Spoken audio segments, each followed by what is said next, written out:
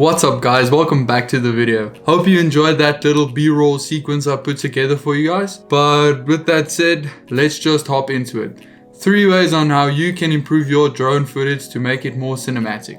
So I'm just gonna jump right into it and get onto it. So for number 1, it's probably gonna be plan your shots. Like, I think this may be the most important one of all of them, because if you don't know what you're shooting, you're just gonna waste your battery and you're not gonna get the shots you wanted. So if you're gonna go into your editing station and you're gonna check, oh, I didn't have the shot I wanted, and then you're gonna be disappointed. So first off, plan your shots. It's very important, but it really helps. So for number two is just gonna be practice.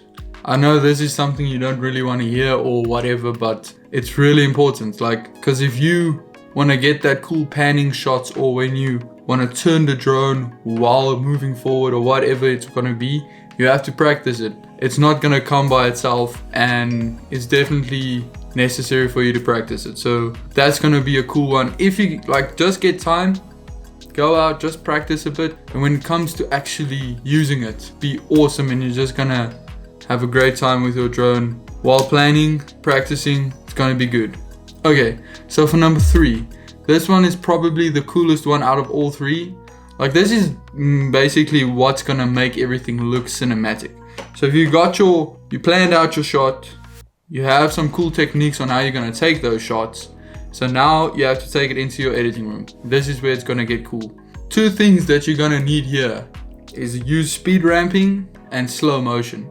These 2 will work wonders for you if you wanna have some epic b-roll sequence or cinematic, whatever. So what you gotta do is maybe get your sequence, use speed ramping to speed up the clip, and then end in the slow-mo reveal of like the scenery or whatever you want to do.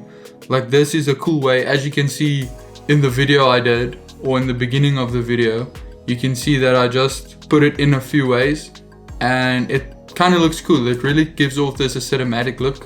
That's really all I have to say for you guys. So if you enjoyed this video, please smash that like button and don't forget to subscribe.